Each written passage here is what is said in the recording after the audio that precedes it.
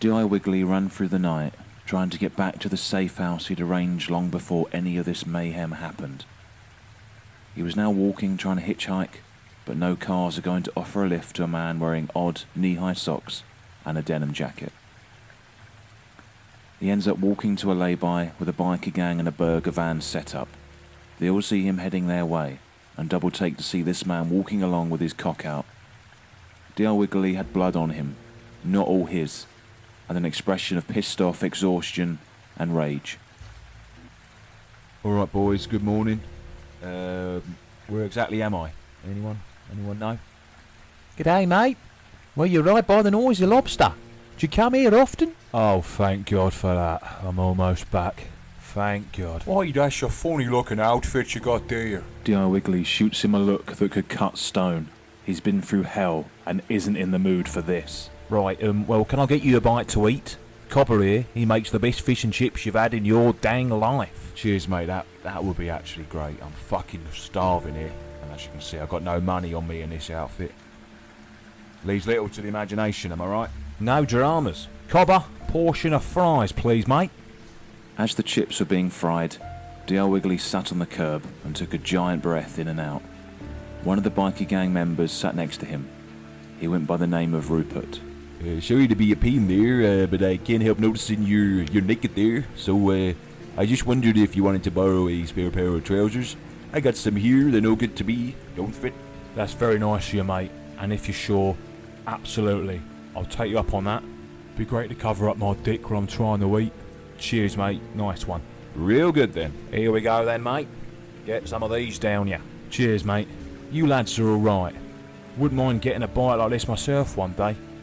But I've got to sort out some stuff first, you know what I mean? What kind of stuff you sorting out there? I thought you were a sex person, judging from your outfit. Nah, it's weird to say, but I'm police mate.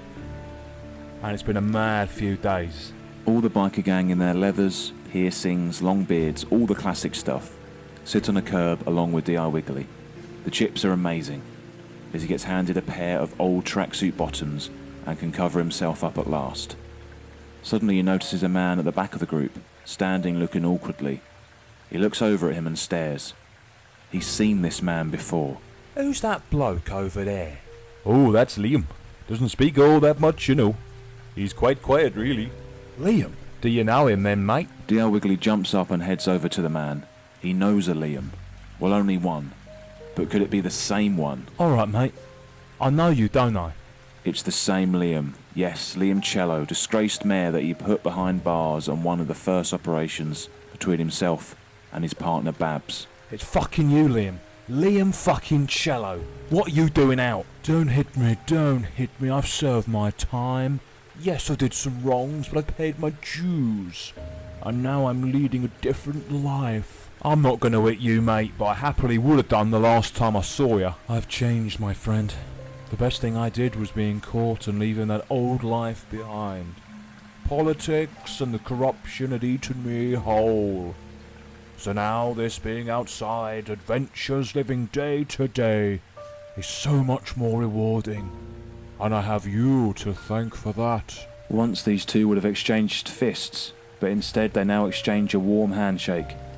Everyone deserves a second chance, and people do change. So yeah, this is me now. It's so much better for my health. I was so close to having a heart attack near the end when you caught me. What with the dealings with the Parliament, Frank and Bristol County Council. Did you just say Frank? Sorry? You said Frank. What about him?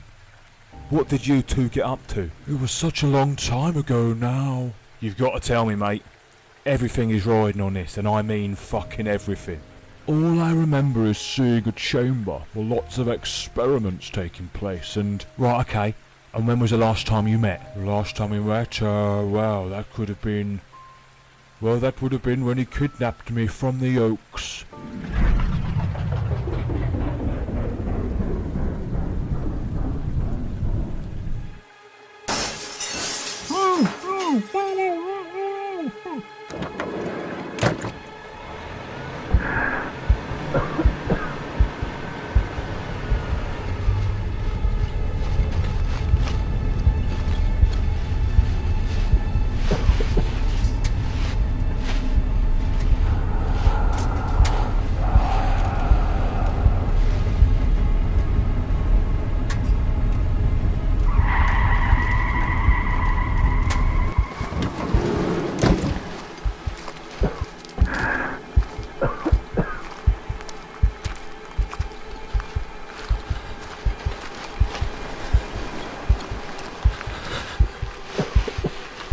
I woke up standing overlooking the sea. It was hard to say exactly where I would have been.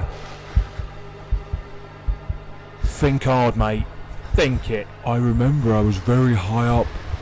The wind was blowing and I was being held at gunpoint. When the blindfold was removed, if I stepped in any direction, I would have fallen onto the rocks. I think I was on an arch. An arch? Some sort of rock arch. I'd gone to my head, and I paid him £5 million for his protection going forward, and he must have hit me from behind. Because when I woke up, I was unconscious, covered in petrol at the Isle of Wight ferry crossing.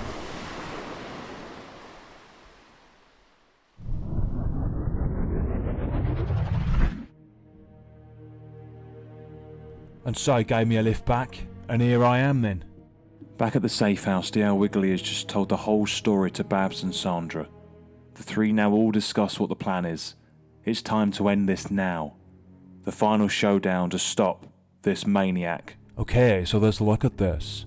Where would this rocky arch be? You know, he always did like the seaside when we were kids. The only memory of us happy I've got was us at the beach back in Italy. You know what, I think there was a rock formation too. Maybe an arch. Maybe he's got a thing about arches, or maybe it's similar, I don't know. D.R. Wiggly feels something in the denim jacket. It's rattling around. He pulls out 4 French francs. More French francs? When I first bumped into Frank at Berties fish and chip shop, he dropped a load of these on the floor. When I bumped into him, when I bumped into him. Why would he have loads of these? Babs then pulls out a cassette player and finds the tape with the recording D.R. Wiggly sent her of Frank's plan, found on the iPod at the car crash. She presses play. Shh, everybody listen to this. Okay, Minty, this is the fucking master plan. I'm recording this for you so you don't forget it, right? You got a memory like a fucking sieve.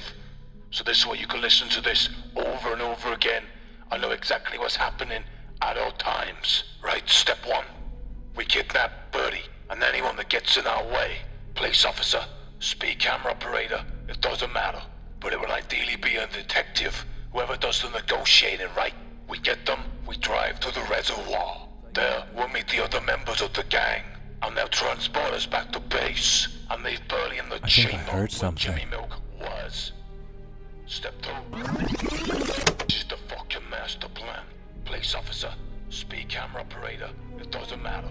But it will ideally be a detective, whoever does the negotiating, right? We get them, we drive to the reservoir. There, we'll meet the other members of the gang, and they'll can't hear a transport us damn back to thing. base. Speed camera operator, it doesn't matter.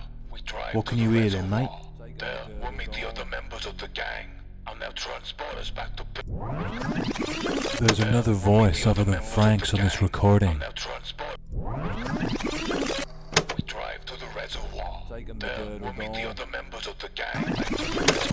There, we'll meet the other members of the gang.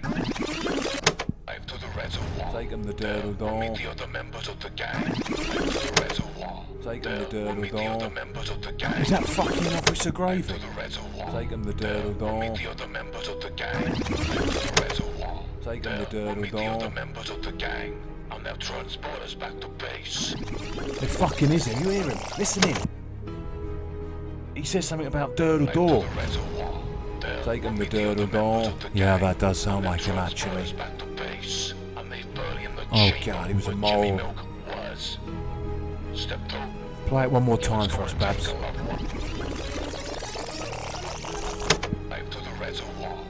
Take him to Durdle Door. That double-crossing bastard. It is fucking Officer Gravy. He was in on this the whole time. Amazing work, Babs. Oh god, that would make sense also about those French francs. That's the only pay and display car park that takes them is by Durdle Door. Also AC Milan playing the same colours as Bournemouth. So that's something too. Huh? That's something too. It's all connected. Well, let's go. Let's get to Durdle Door.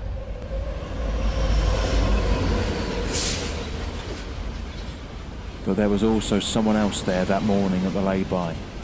He didn't know it at the time, but the reason those chips tasted so good, it's because I made them. That's right. It's me, Kevin. I've had a new voice box the whole time, and I've got lots more to tell you.